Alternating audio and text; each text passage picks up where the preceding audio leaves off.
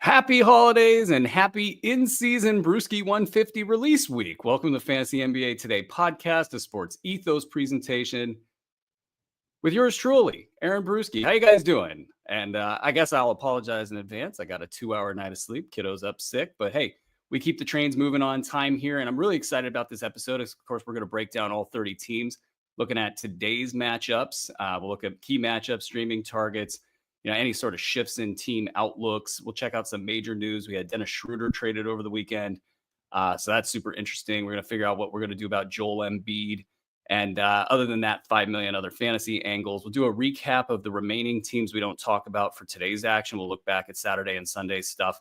And again, we're going to be releasing a Bruski 150 this week. So we've been working on it behind the scenes. And of course, you can't put 400 hours of research into something in the middle of the season, and things are changing every single day. So it's a little bit of an art form to make sure that all of this gets done in a way that's, up to snuff as far as quality goes. But I'm really happy with where we're at with it. And I think that you guys are going to love it. So subscribers to the NBA Fantasy Pass, you're going to have a nice little stocking stuffer in your stocking on Wednesday. We're going to be releasing that. So we'll have some fun here between now and Wednesday. And also some secret news, which we will release along with the B150. And I'm guaranteeing you guys are going to love this. I am so excited about the secret news. And we'll just leave it at that. We got to be some secrets this day and age as we approach the holiday season. I know that very well as a father of a 5-year-old. That secret's getting hard to keep. And I think you guys all know which one that is. But before we talk about that or anything else, let's say hi to our sponsor. BetOnline continues to be the world's most trusted betting platform and your number one source for online betting. From the earliest odds to in-game live betting, BetOnline provides you with all the action and the ability to watch the games as they happen with the largest selection of odds on everything from football to NBA, college basketball, NHL, and UFC. Head to BetOnline today and don't forget to use the promo code BLEAV for your welcome bonus on your first deposit. BetOnline, the game starts here. All right, how you guys doing? You guys getting your shopping done? You guys all ready for the holidays? I hope you guys are surviving the madness out there. It's such a great mixture of fun and chaos. And I saw my kid's first performance as his TK class sang If I Could Fly Like a Snowflake. It was one of the most beautiful things I've ever seen. We were all geeked up for it. So I hope you guys are having fun with your families out there and everything's treating you well. Let's get to these Monday previews. So we have Miami at Detroit, a couple of boring-ish fantasy squads. Nikola Jovic out with an ankle injury, as is Josh Richardson. What I'll be watching for in this game is some Jimmy Butler stuff. A lot of trade rumors surrounding Jimmy Butler right now. Dude put on orange braids. That's a classic Jimmy Butler move. I think he'll have as much fun with trade rumors as anybody in the business right now. That's not indicative of a imminent trade to the Phoenix Suns or anything like that. Phoenix Suns newsbreaker galore, John Gambadoro, I believe is his name, has not shut down this rumor, but he expressed how tough it will be because they're going to have to find a home for Bradley Beal. They're going to have to come up with something that Miami actually wants. So I think the dance is going to continue between Jimmy Butler and the Heat, and it wouldn't shock me if they actually ended up staying together. But we'll watch and see how that goes. As far as Jimmy's fantasy value in a trade goes, I don't think I would like Phoenix as a landing spot for him. I think that there's a lot of usage getting sucked out of the equation there. I think he would go to a place like that and be happy to just kind of pass the ball around the perimeter.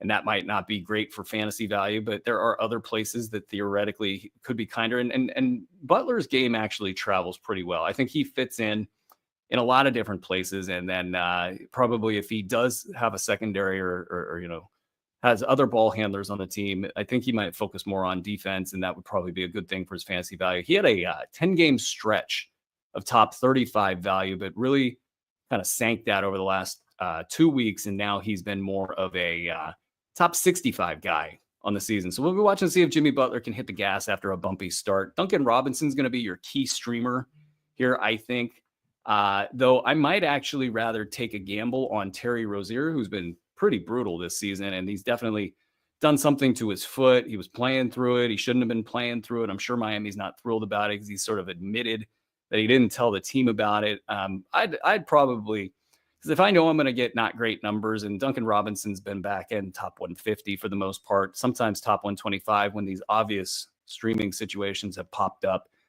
If I'm going to get bad numbers, I might as well gamble on the guy in Terry Rozier, who maybe through some act of God, so to speak, becomes the Terry Rozier of old when he used to get top 50 value in places like Charlotte. Hasn't worked out for him in Miami. I don't think it's going to work out anytime soon. But you know what? If I'm going to get bad numbers, I would probably like to gamble and see if I could get some upside. On the Detroit side, Tobias Harris is out with his right thumb sprain, and Jalen Duren is off the injury report. So Tobias Harris being out will open up some usage as my screen goes away from me. How dare it? The usage will be sort of absorbed by the team. If I had to guess, this team from a fantasy perspective has gotten a little bit annoying lately. You have Cade Cunningham more or less hanging in there with his draft value, but I'm not overly excited about the job that Cade Cunningham has done this season. Guys like Asar Thompson haven't really taken off since returning. That would be an exciting piece. Jaden Ivey hasn't been exciting this season. Malik Beasley's barely hanging on over his last 4 games with just top 150 values, playing 23.2 minutes per game. So somebody who's sort of risen up and been useful about halfway through, say, 10 games through the season, Malik Beasley being useful. That hasn't happened anymore. So these two teams, I kind of wish that we didn't start with them. They're so boring, and I didn't want to have a boring start to the episode. So let's flip it on over to Philly at Charlotte. A little bit more exciting. We got Joel Embiid dealing with a sinus fracture.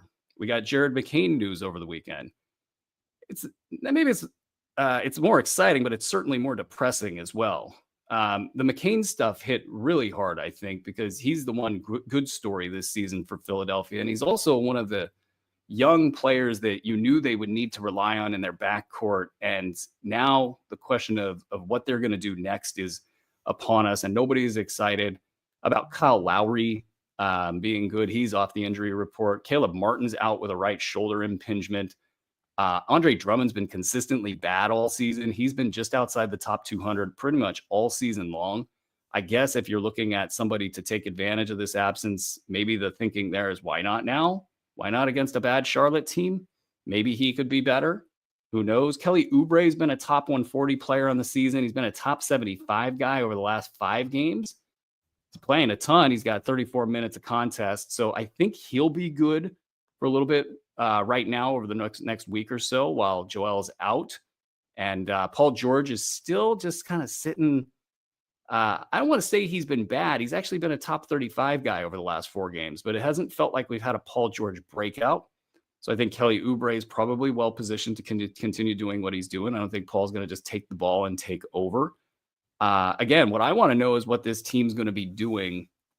You're hearing a lot about KJ Martin being a potential trade candidate. I don't know how they're able to use that or anything that they have elsewhere to parlay that into another ball handler. If they don't get another ball handler on this team, I know they've got a high usage guy in Embiid and they got a high usage guy in Paul George. They've got Tyrese Maxey. That's 3 engines right there. Maxey, of course, can break the paint. He can get in there, do his thing, but you've got to have a second player that can do that consistently. And Paul George, I don't think he can be that guy, at least consistently, for this team all season long. So who do they go out there and grab as a guard that can provide that kind of penetration and shooting and round this team out? If they don't do that, I don't know if they got a chance in hell at doing anything in the postseason. So keep an eye out for Daryl Morey to try to pull that together. And then if you're looking for a Hail Mary, maybe Ricky Council. Philly, always interesting and depressing. Charlotte, my question with Charlotte, other than is LaMelo Ball going to play today? He's questionable as he tries to return from his left calf strain. My question is, did Nick Richards turn into a pumpkin over this weekend? Did Mark Williams get handed the starting job back? It sure does look like that. Richards falls to top 120 on the season after a 4-game stretch at top 180. He's had just 0.5 blocks over that span. Blocks has been something we talked about a lot with Nick Richards, and he did very well early on in the season. Obviously, the 0.5 blocks over 4 games is not good. He had a massive dud in the last one. So Nick Richards probably on the chopping block in a bunch of leagues. So this week we'll be watching Nick Richards just to see, can he stabilize? And of course, what's Mark Williams going to do with some games under his belt? Is he going to play consistently? Miles Bridges is back. Trey Mann probably at least a week before he gets back. So this Charlotte team's actually going to get normal here pretty soon. So we'll watch and see how that all comes together. Next game on the docket, Chicago at Toronto.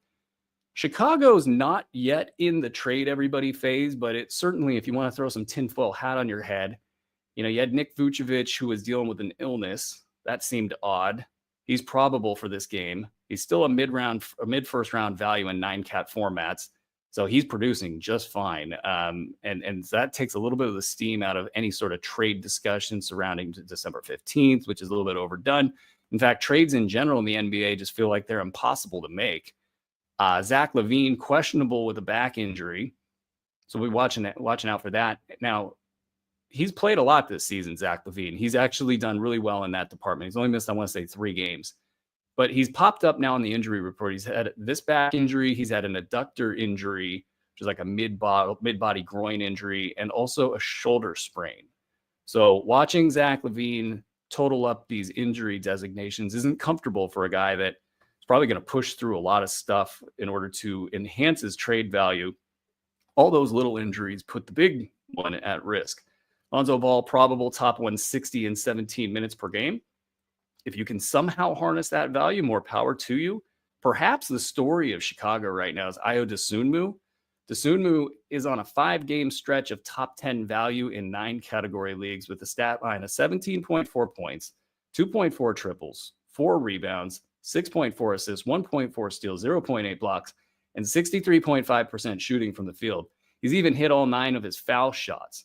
So that's obviously a small sample, and that's really good, and it's not going to continue, and perhaps it's a big old sell high moment. My question is something shifting gears here? Is he getting more touches? Is he getting more green light? Is there an actual shift occurring on this team where Ayo Dosunmu is actually, instead of being a run to the baseline on both sides of the ball kind of a guy and just stay out of the way, are they actually going to start featuring him? We've seen little brief moments like this in his career. Mostly it's been station to station for him, and it's been hard to count on his value. But 110 value on the season now puts him as a must-roster player in most formats. And then if he can keep it going, he's got great athleticism, so you're hoping he can build off the top 110 and be more consistent inside of the top 100. And that's before that trade scenario with Chicago. If they do decide to unload somebody like Zach LaVine, if they do decide to unload somebody like Nick Vucevic, Dosunmu profiles really well at that time frame, as does Josh Giddey, who's improved to a top 150 value on the season. So he's had a nice week. Things are starting to move the right direction for him. Can he keep producing really big numbers to offset the things he's not good at? It's a constant conversation that we've had, and we don't need to get into that too much, but it is worth noting that he did have a nice uptick. So maybe the two of them are going to be getting a little bit more attention offensively, and the torch might be passed in Chicago. We'll be watching for that. Jalen Smith had a 5-block game, so that put him on the radar. And then when Nick Vucevic became probable with his illness, that took a lot of the steam out of that. Jalen Smith, if he can somehow get into a 25-minute role, that would be pretty interesting. Probably a top 100 threat at that point in time, but it's hard to plan for that. Pat Williams, also in the same ballpark of top 200 value on the season, and he is back after his latest absence with the left foot issue. So basically just gobbling up minutes and keeping Modest Basalis from being a fantasy value probably anytime soon. On the Toronto side, we got a ton of stuff going on here. We got Scotty Barnes week to week with an ankle sprain. Well, that's bad news. He's improved to top 50 on the season, so that buy low was great until he sprained that ankle. Manuel quickly still on the shelf, and it feels like week to week, and that day to day isn't as close as anybody would like it to be. Jakob Poeltl's been a top 40 play this season. He had a weird back injury. He was into the lineup. He was out of the lineup. The announcements were coming late. And I guess that means that they're really trying to win these days. I mean, that would have been a great excuse to just sit him, but he went ahead and he played. We've officially entered evaluation week with Kelly Olynyk, and he started off with a decent first game, but the last 2 have been duds. So he's in the hot seat. And it's not fair to evaluate these first 3 games. This is basically his training camp. He probably has about 2 full weeks. But this is going to be the week, considering he's got, a lower role than even, with whatever injuries are occurring on the Toronto side. His role, is not that big. So I think that keeps people from giving him unlimited leash. I think this is the week people will be evaluating whether or not he can be a 20 to 22 minute per game guy and actually get you something like top 100 value. And of course, if they cut him loose at any point in time and he's 27-minute per game Kelly Olynyk, that's when you start to have fun with top 75 value and whatnot. Ochai Abaji, top 100 on the season and 30.8 minutes per game. So that value keeps holding. A lot of it's in that field goal percentage bucket, as we've been talking about all season. 53% shooting there. 11.3 points, just under 2 triples a game, 4.2 rebounds, 2 assists, 1 steal, and a half block per game. So that works. He's been top 200 over the last 5 games on a ton of waiver wires right now. If they move into the final phase, and the final phase has probably got somebody out of the duo of Barnes and Quickly on the shelf for whatever reason, and RJ Barrett, who's been cruising at a top 135 value. If RJ Barrett somehow takes, a tanking dive, if you will, that would be the door opener for Abaji. So he's got a couple different ways for this to work out for him down the stretch. We'll be keeping an eye out on him. If he's a top 100 guy, I kind of watch him go on and off the waiver wire in a lot of leagues. Grady Dick, top 130, 32.4 minutes per game. Not a great quotient there. And then Mobo's been a top 175 value over the last 5 games with 22 minutes, 7.6 points, 0.6 triple, 6 boards, 2.2 assists, 1.2 steals, and 0.6 blocks with pretty bad percentages, but still surviving in fantasy leagues. And a lot of people did pick him up for this week as they've got a pretty favorable schedule there in Toronto. Let's get out of that game. Let's get to Cleveland at Brooklyn. Cleveland's going to get a debut out of Max Strus. We're just going to be watching to see if he impacts people's numbers. Evan Mobley's probable after his left ankle sprain. He's been a top 20 play this season. Glad we were out in front there. Jared Allen's been struggling lately, so maybe a little bit of a buy low moment there. He's been a top 115 value over the last 5 games. Same for Darius Garland. So maybe the fast early starts are starting to normalize a little bit, and we're going to see these guys dip into the top 50s or top 60s. So those early sell high positions might have worked out. You got Karis LeVert's been a top 200 value over the last 5 games with a very crooked free throw number. And if you were relying on him in his top 90 value for most of the season, with Max Strus back, obviously got to be a little bit worried there. On the Brooklyn side, talk about the ultimate grab bag. We got, Dennis Schroeder's out the door. So that was a huge offensive engine for them. You got Cam Thomas, who's going to be back in a little bit here. With or without Cam Thomas around, I mean, you're just looking at all sorts of ramp here for a lot of guys that haven't had a chance to produce. And so let's get the first guys out of the way. We're going to see probably a short-term surge here for Dorian Finney-Smith. Finney-Smith is, along with Cam Johnson, being dangled aggressively in trade rumors. So wherever Dorian Finney-Smith lands, it's not going to be as good of a situation as it is here in Brooklyn. So it's a short-term play if you want to pick up Dorian Finney-Smith. It's sell high territory for Cam Johnson any which way. I mean, with his name in trade rumors and his injury history, and, I like to joke about it, but the dude just doesn't know how to fall right. He's been a top 35 value on the season. I think you could probably get top 75, top 85 for Cam Johnson. If it slides past that and for whatever deal you'd be looking at for him, then I think you could probably just hang on and see if you can somehow improve the deal at some point in time down the road. But I think all of those players in that range should be in play for somebody like Cam Johnson. I mean, there's the potential that he just doesn't play that well. There's the potential that this team gets so bad that he can't put up numbers for a team that's so bad as they start to cycle through these guys and get to the bottom of their rotation. But now that said, they do have some interesting guys here. Once you get beneath Nick Claxton, who's been a top 150 on the season, he's been a top 80 value over the last 4 games. Is he going to keep trending upward? That's a key question here for Brooklyn. But you get behind him, and then you got Noah Clowney. He had a 4 3-pointer game. He had 2 blocks in that game in 18 minutes the other day. That penciled out as a top 110 value. So Noah Clowney, pretty big preseason guy. We weren't on him. I wasn't on him just for stat set reasons. But, now we're into the chunk of the season where he could actually step into a bigger role. We'll see if that happens. Ben Simmons is on the radar. I mean, he has to be, right? There's nobody to handle the ball. He's been a top 150 guy over the last 3 games and 20 minutes per game, 185 on the season. There's a chance that plays in your league. Shake Milton could just jump into this thing and take charge. He's had a top 165 week with 24 minutes per game, 12 points, 3.5 boards, 3 assists, and 1.3 steals over his last 4 games. Milton's actually had times in his career where he has taken the ball and ran with it. So that's interesting. Day'Ron Sharpe's been a guy that people have talked about in fantasy leagues. He's just hanging outside the top 200 this past week. He's probably not at the top of this list. You got Keon Johnson, who's been just sitting right there with top 200 value over the last few weeks. Now, shooting's been terrible, but he's had a couple big games. Jalen Wilson gets a lot of minutes, doesn't have a really strong stat. So I probably You balance that out. Can he take those minutes and maybe be the guy? I don't know. I don't know how I would probably rank this list. I would go with whatever my team needs are, and they're all pretty equally situated here. Derek Whitehead, he comes in the game. He hit 6 threes the other day. He's been playing in the G League. He also got 2 steals and a block in that game.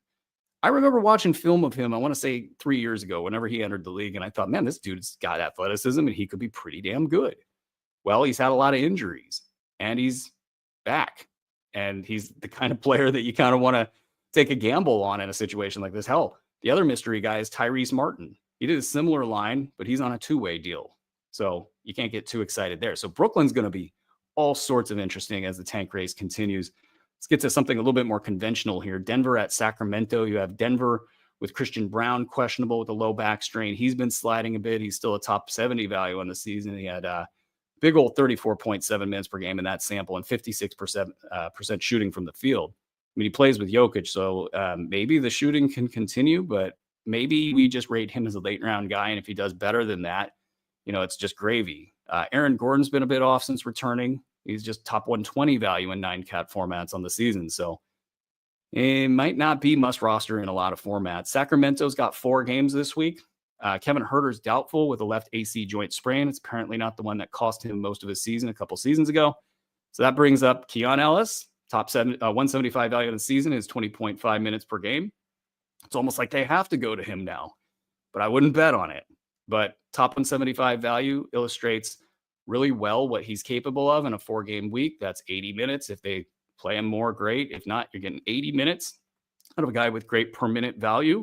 So Keon Ellis might be one of the top streaming plays. I've tried to hold him wherever I can.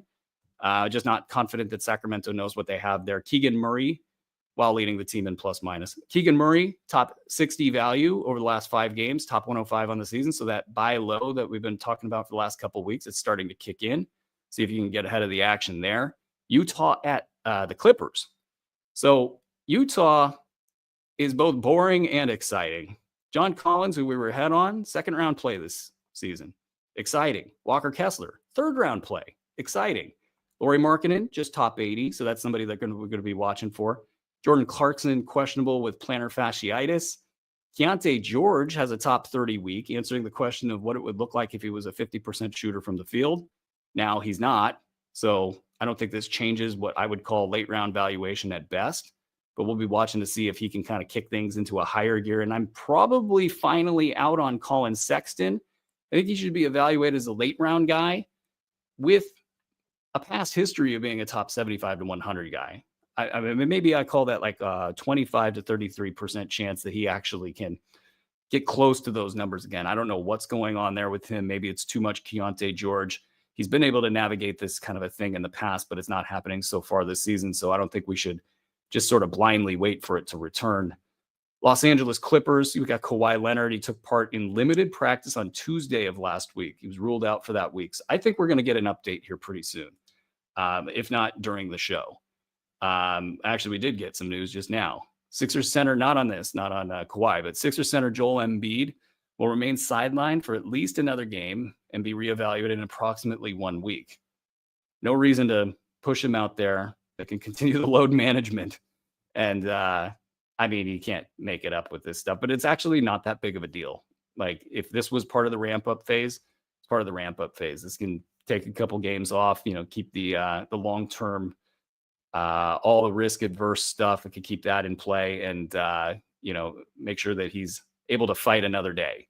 So not the end of the world, though. I'm sure people who drafted Joel Embiid, I don't know if they threw something or whatever you did when you were frustrated and you decided, I think I'm going to do it. I'm going to take Joel Embiid. And then you got to that quickly never again phase. But it's early. I mean, it's early. You could finish off strong here. You could have like 40 straight games or we won't count the back-to-backs in there. But maybe he'll be healthy the second half of the season. I'm just trying to bring you guys some good news. I don't think any of that's going to happen, but we'll see. Kawhi, though, getting back, that's going to upend this team. We're going to see what happens with Norm Powell. He's been about a top 50 guy this season. He probably slides to about top 75, maybe top 80, 85, even with Kawhi around. I mean, you got 2 big-time offensive engines with Kawhi and James Harden. that can't not leave a mark, and it probably will do exactly what I said. Derek Jones is out with a hamstring injury. He's week to week. Terrence Mann is in the same boat with a finger fracture. So we have a nice little window here before Kawhi gets back. You might get serviceable games out of Chris Dunn, Amir Coffey, Bones Highland, Kevin Porter Jr. I mean, you're gambling on each of those guys, but this is the time to actually do that. Hey guys, you enjoying the live show? If you're watching on YouTube, drop a thumbs up on this video. If you're tuning on Twitter, give us a follow at Ethos Fantasy NBA. And if you're listening on a podcast feed, we'd love a 5-star review, and we appreciate you guys very much for all of that. Let's get into the Sunday games here. Let's switch my screens, and we start looking back at first the morning game was New Orleans at Indy. Obviously, all eyes are on Tyrese Halliburton with the Indy stuff, but let's start with New Orleans here. I think this team that we're looking at here that's been playing right now, I think this is their team going forward. And Brandon Ingram will get back at some point, and trades, I don't know if they'll be able to pull it off. I mean, the market's not great for Brandon Ingram. I think there's probably a name value market there. I'm not saying he won't get traded. I don't even know if he would play if he doesn't get traded. I mean, he might find some reason, they might find some reason to play it safe with an injury that occurs if he comes back and he plays and stays with this team post trade deadline. But I just have a really big gut feeling, and I don't even know if it needs to even be that. It just kind of looks like that's going to be the way that it's going to be, where Herbert Jones plays big minutes, Yves Missi plays big minutes, CJ McCollum plays big minutes, Murray plays big minutes, Trey Murphy plays big minutes, and Brandon Boston plays big minutes. Each of these guys has some interesting buy low to them. Herbert Jones, without looking, I think he's been a top 115 guy this season. I think his volume's down, and he's trying to find his way back after missing a lot of time. Missi, late round guy. CJ McCollum, I believe he's in the top 90. I kind of think that's where he'll sit. But if you think that CJ McCollum with 30 plus minutes on this kind of a team is capable of top 50 value, top 60, top 70 value, I wouldn't laugh at you. I mean, it's possible. I don't think he's hitting his free throws right now. He's had some weird stretches like that. DeJounte Murray, same thing, top 85. That's a buy low. I think he's just getting his rhythm back. One concern with this team is that they might have bad shooting all the way around because they can't quite get to the spots on the floor that they need to get to with this thin and light of a team, and they don't have a lot of power in this lineup.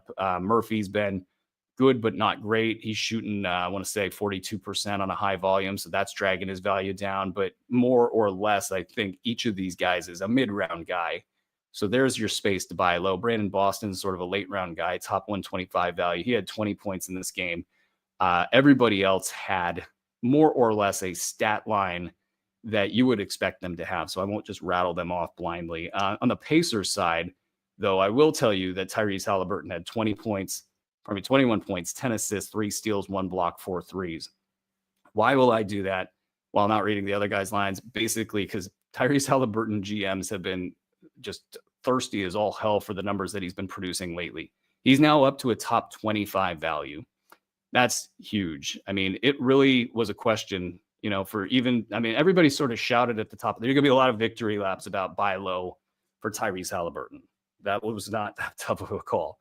But where did you throw the dart? Like, where did you create the new level for a Tyrese Halliburton? Did you say, oh, he's a 4th rounder now, he's a 5th rounder now, and he was producing at like 8th or 9th round level, and of course he was going to come up? Yeah, okay, well, that's not what this is all about here. Is he a 1st rounder still? Is he a 2nd rounder still? Is he a 3rd round? I think he still has 1st round per game potential, if that's a word.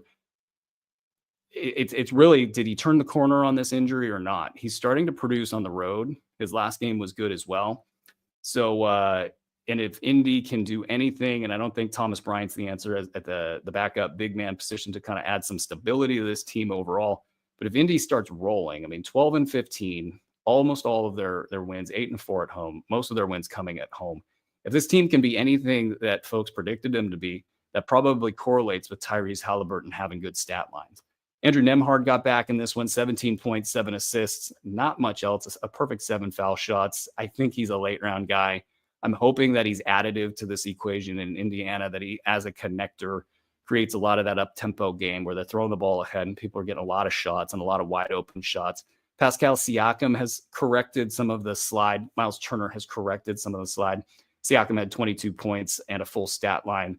Turner, same thing, 14 points, 4 blocks, 2 steals, 2 threes. So things are good finally a little bit in Indy. Thomas Bryant, if you were wondering, 7 points, 2 boards, and I think they targeted him relentlessly. But as it is with Thomas Bryant, the minute he hit his little jump shot, that's a great pickup, that Thomas Bryant. And I hate being like this about Thomas Bryant, but I do think it's funny.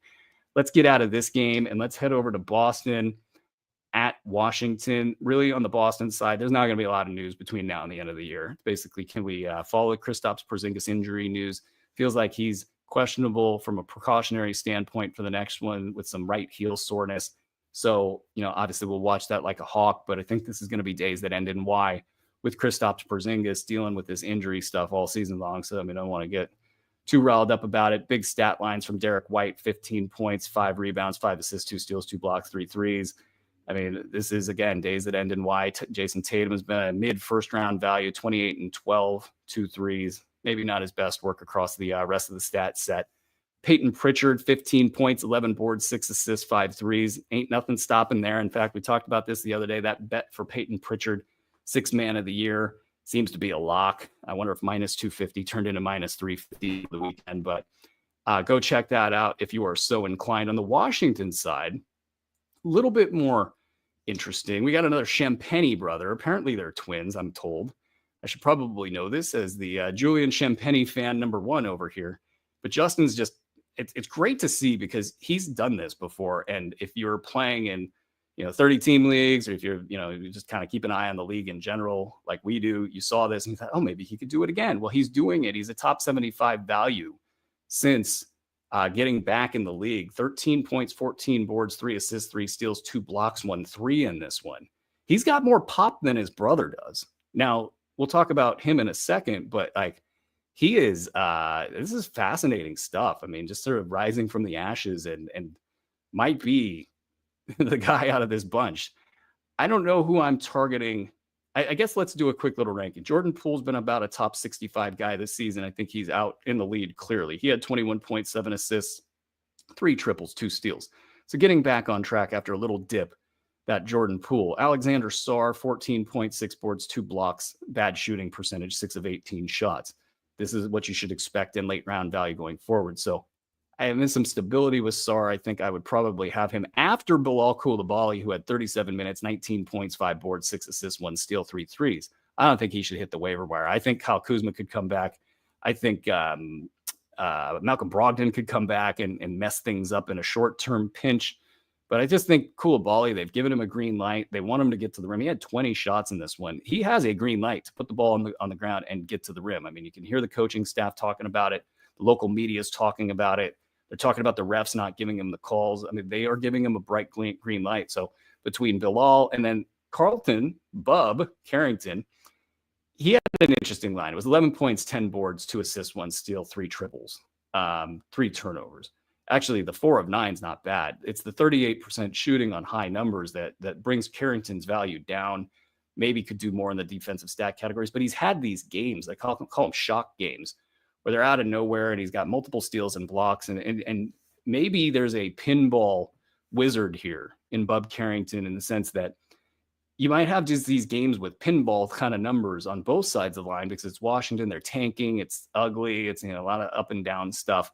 And in these kinds of games, steals and blocks and turnovers, they start to get created just by the bad play.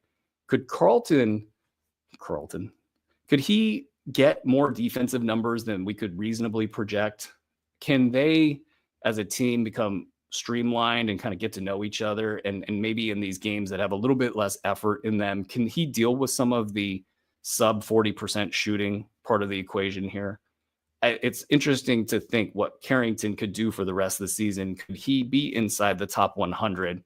And in certain builds where you don't care about your field goal percentage, he's going to have a lot more value than what it says on paper. So I would probably have him right after Coulibaly. Then I'd have Sarr, and it's an upside versus stability play. If you need a big man with late round value, don't mess around with Sarr behind Carrington.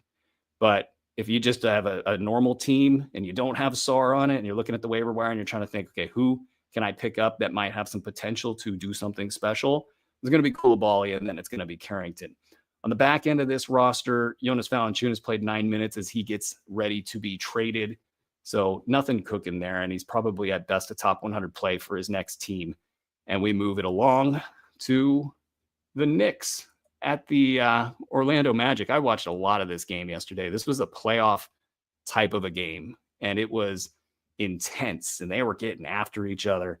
Got Mo Wagner out there talking trash. Cat was talking trash. It felt like that wasn't even the story of the game, those two guys. It was Josh Hart flexing on people. You had one of those classic Jalen Brunson makes the defense fall. So they made Jalen Suggs, of all people, fall asleep because he thinks there's nothing going on, and then Brunson zooms to the hoop. He got Keon Ellis on that move last year. I'm sure he's got a highlight reel of players he's gotten on that specific move.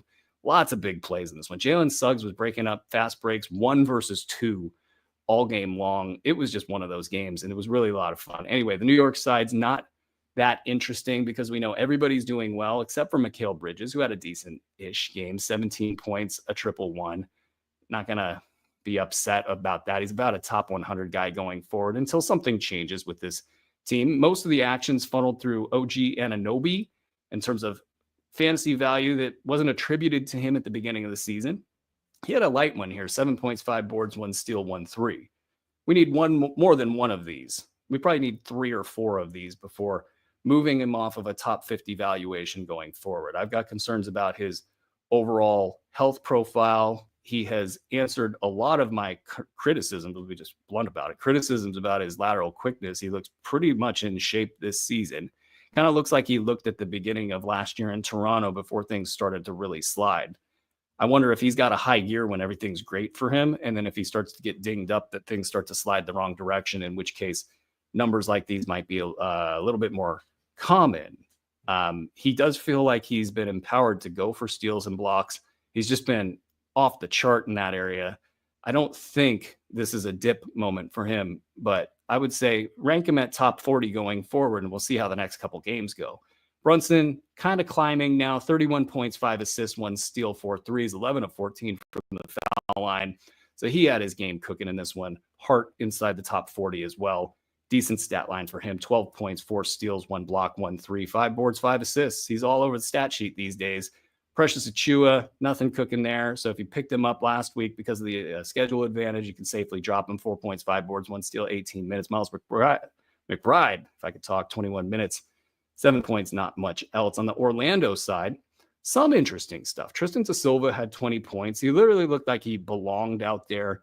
He hasn't been good in fantasy leagues this season. I don't think he's going to have enough fantasy pop to matter in most leagues. So I want to tip my hat to him and we'll move on. Wendell Carter Jr., something's not working for him, whether it's the move to power forward or if he's just not quick enough to get out there and get stats. He's being completely overshadowed by Goga Bitadze, 8 points, 11 boards, 1 steal, 3 blocks for Goga. And Goga really had some moments in this game. He's got great mobility right now from kind of comparatively speaking. It looks like he's really slimmed down and lost some weight. He's been empowered to go for blocks. It feels like the roles are pretty legit here. I do think that they're going to keep this going with Wendell Carter at power forward. What happens when Paolo Banchero gets back? Fair question. And then obviously Franz Wagner additionally down the road. But I think the center rotation kind of makes sense with those guys back. I think you go with Goga.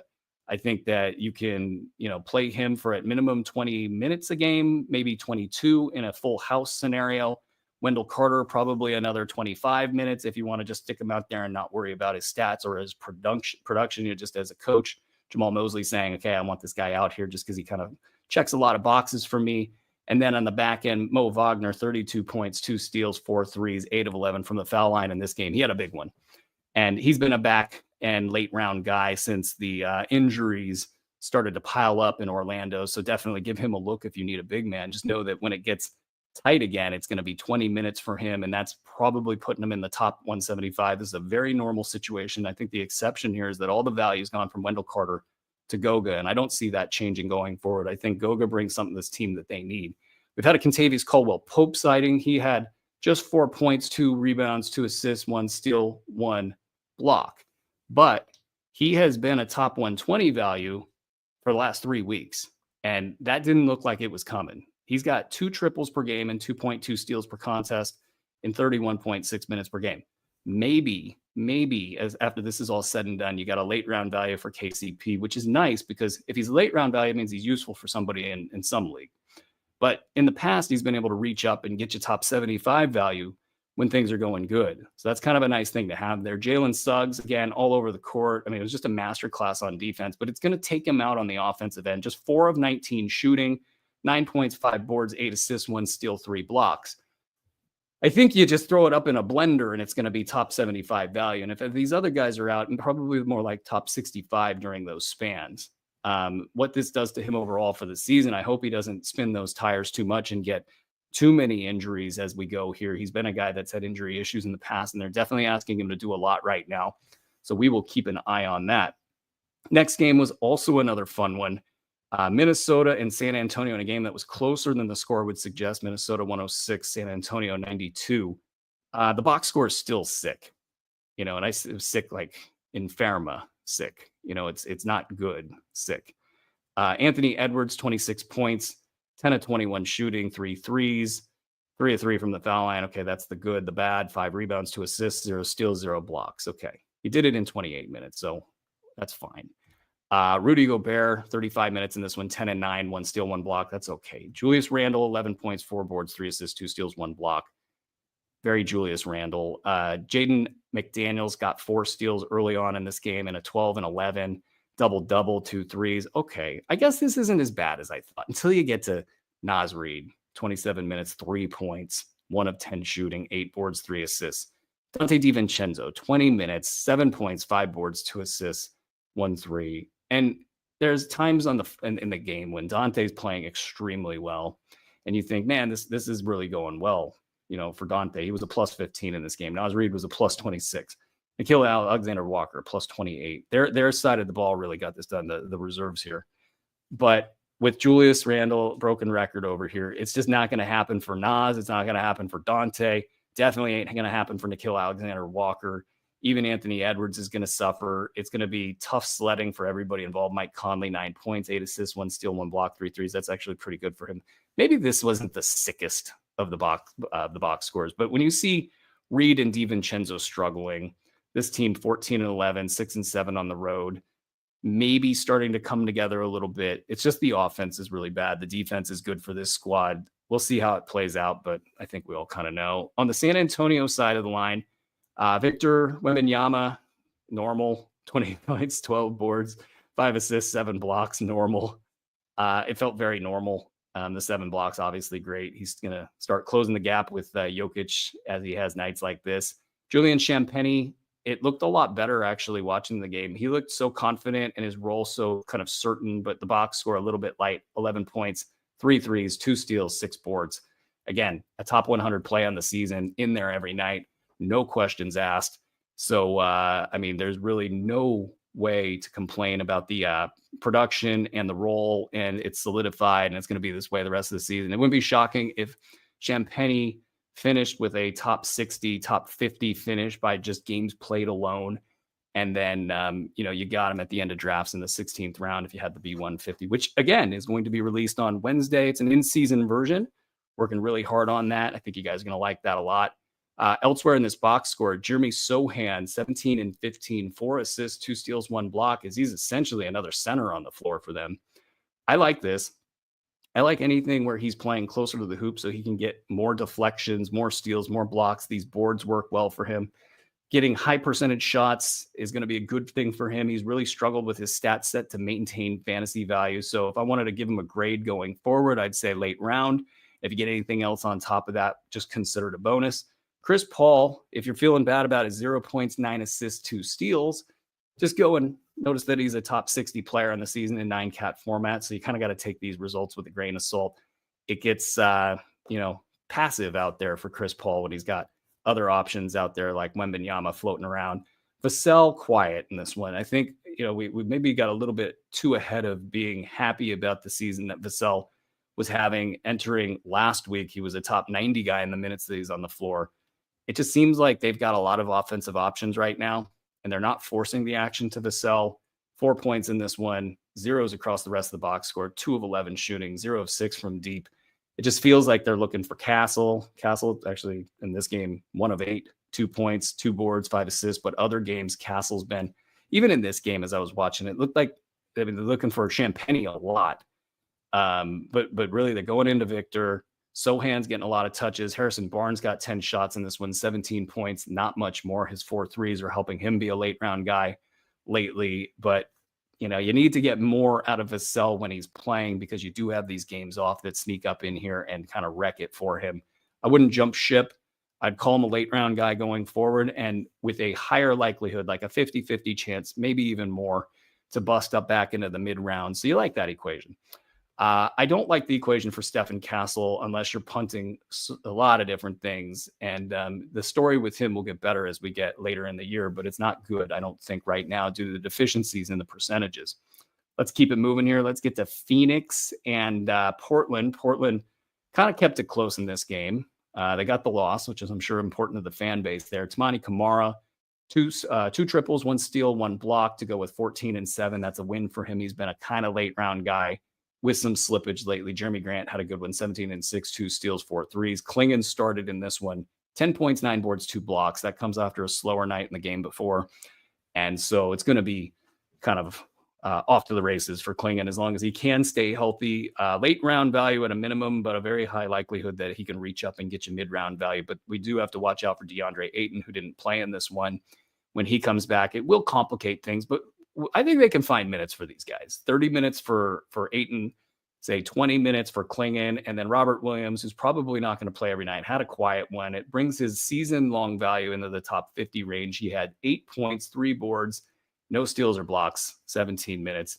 I think with this kind of stuff, especially it being a return game after concussion, and who knows what's going on with the trade market, and who knows if he's being told to kind of lay back a little bit. We want to trade you. You want to go somewhere else. We want you to go somewhere else. Hey, don't go jumping into the fray so heavy. Who knows what's going on with this stuff? I don't. I would just say you kind of take the long view here and know that Robert Williams has a decent chance of posting a top 75 line anytime he hits the court. Therefore, he should be on somebody's roster until we see where it goes from here. I'll just be keeping an eye on Banton during like March and April. Henderson, probably March and April. He had 19 minutes, not points, 2 points, 4 assists, 1 block. I don't know with Scoot.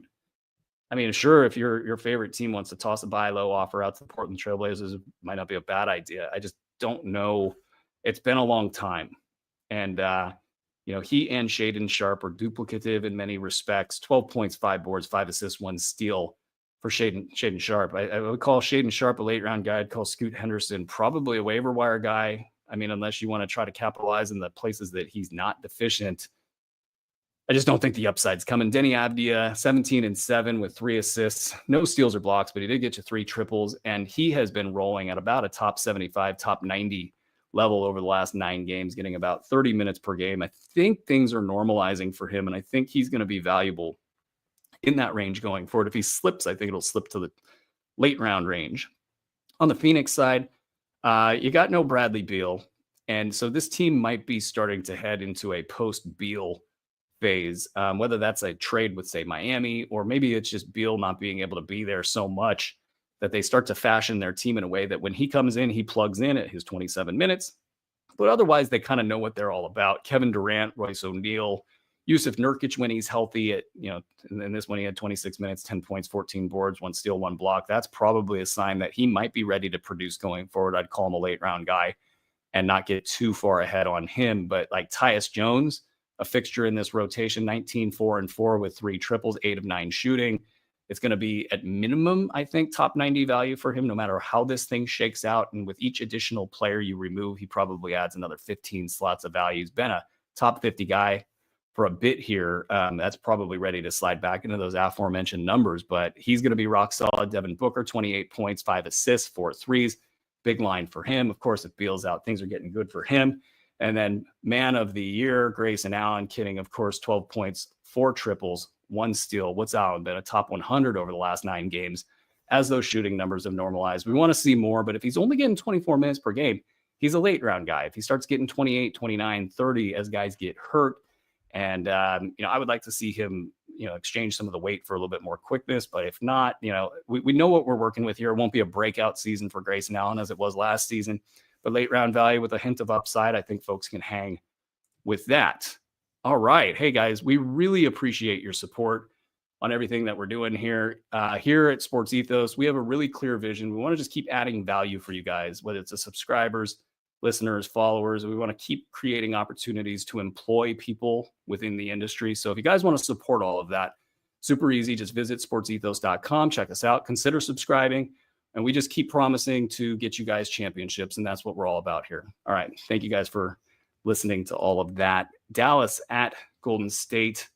This one was fun as well. Both teams scorching with the shooting, 143 to 133. Dallas gets the win. Klay Thompson, 29 points, 5 boards, 4 assists, 2 steals, 1 block, 7 threes. He got a little bit of, comeuppance. I think he did something after the game with the court. I don't know. It's a very Klay-like ritual, I'm sure. Luka, not to be outdone, 45 points, 11 boards, 13 assists, 3 steals, 2 blocks, 16 of 23 shooting. So nobody could stop him. Kyrie, 21 and 8. Lively, 8 and 7 with 3 assists, 1 steal, 1 block. PJ, 13 points, 4 boards, 1 steal, 1 block, 2 threes. Everybody having a night here. I think you guys know the valuation structure there. Gafford didn't get to play a lot in this one, but still got you 10 and 9. Nothing to shake a stick at. No steals or blocks, but both he and Lively are top 100 guys going forward at minimum. On the Golden State side, some big stat lines. You had Steph with 26 and 10. All is well there. Andrew Wiggins continues to, a lot of folks left Wiggins for dead. And then once those personal issues got sorted out and the team was very supportive through that time, 29 points, 4 assists, 1 steal, 1 block, 5 threes. It's all gravy for him. That ankle's a little bit of a concern, but I don't think it's enough of a concern that folks should be what's going to happen with Andrew Wiggins. Maybe a little scoring off of his plate with Dennis Schroeder around. I think Schroeder's a great addition for this squad. I think what they paid it's a great what they paid equation, the second round picks and all of that. This team's playing to win right now. You needed an additional scorer because Brandon Podziemski, they ruined him. I don't know what's happening on his side of the line, but the expectations, and then you can see it in his game. They tried to say you need to shoot a lot of threes, and you just watch him passing up actions and shots and ways he would play that he would have never passed up last season. And so this is a clear case of all of the trade rumor stuff, everything that happened there. It's got him in his head. And I don't know if, physically he has the tools even to kind of force the action. I think a lot of what he was doing last season was kind of a byproduct of the way that the Warriors were playing and the way that teams were handling him personally. But right now, there's just no fear of Podziemski at all. So when there's blood in the water, teams generally pounce. And I think that's what's happening with him. So you bring in Schroeder, it essentially replaces Podziemski in this scheme. And I'm wondering with guys like Buddy Hield, who had 9 points and 3 triples and 1 steal, 27 minutes, didn't play great in this one. But Hield coming off of a couple scorcher games, top 100 value on the season, really still kind of the guy that can fit the Klay role going forward. And I don't think I'm going to, bail on Hield at least for another week or two. Top 100 with top 50 potential if things go well. I know he was going for a lot higher than I was bidding in a lot of fab leagues, and that's a sign that other ringers are on top of it as well. So Hield, we'll be watching to see how that goes going forward. Kuminga, 20 points, 6 assists, 2 threes, 9 of 15 shooting. This is what I would call a good game for Kuminga, and I don't know if that's great for the fantasy value. I think he's a late round guy. If everything works out for him, maybe he can be a top 80 guy going forward, but the deficiencies in standard leagues are what they are in a points format. He'll be a lot better, but he just doesn't look like he's the guy on the floor, and it doesn't look like the nuances of the game are going to be coming to him anytime soon. So I think the Warriors will do the best that they can with it. Things like moving Draymond Green to the bench, which they did last night, 29 minutes for Green off the bench. I don't think it matters where he's playing. He's going to get the same amount of minutes. He had 21.7 boards, 4 assists in this one, 5 threes. So he had a good game. Whatever they can do to help Kuminga, they'll do it, but I don't think it's going to cause a breakout anytime soon. Maybe I'll be wrong. The Lakers ended last night with a game against the Grizzlies. The Grizzlies, they are always interesting. We always talk about the Grizzlies, but there wasn't too much interesting in this one unless you want to count Zach Edey playing 24 minutes, 13 and 10 with a steal and a block. That's actually a pretty good line. I think that's going to get people buzzing about Zach Edey at least a little bit. If he exceeds late round value this season, it's going to be a pretty good upset. They will probably try to lean into playing him a little bit more. It was noteworthy that Jay Huff had an ankle roll in this one. He played just 6 minutes and he came out looking great. Sacramento Kings need to call up Memphis and see what they can do to get Jay Huff. I think he fits the Sacramento Kings really well. This isn't a Sacramento Kings breakdown, but it just became one. The fringes of this roster, the Laravias slowing down a little bit lately. Marcus Smart slowing down a little bit lately. Neither of them had good stat lines. Maybe, it's getting a little too tight in Memphis for everybody to carry fantasy value, as was the case for the first 10 to 15 games. Scottie Pippen, just 9 minutes. I already issued my mea culpa for the do not drop that I issued early in the season. I'll mea culpa again, 9 minutes here. I don't think it's going to work out for him until something else moves, because they've decided he's a pure backup at this point, and that's not changing until something else changes, so we can all plan accordingly. Desmond Bane, just 7.7 rebounds, 7 assists, 3 of 8 shooting.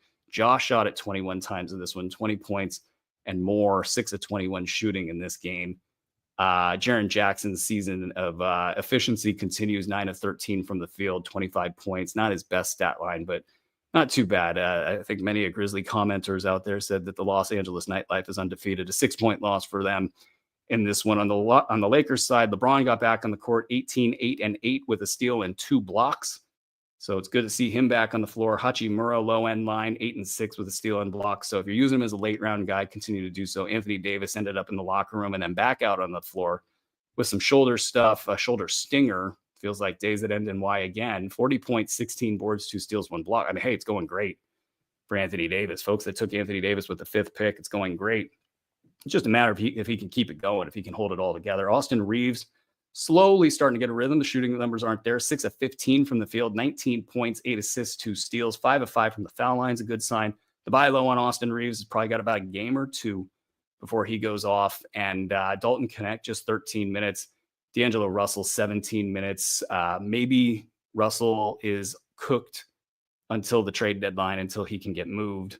We'll see how that goes. Max Christie got a start. Didn't do much statistically with it, but he had a couple nice plays. Maybe he is the balance piece in this starting lineup, which I'm sure the front office would appreciate since they promoted him so much. 7 points, 2 boards, 1 assist, 1 block, 1 3. That's it.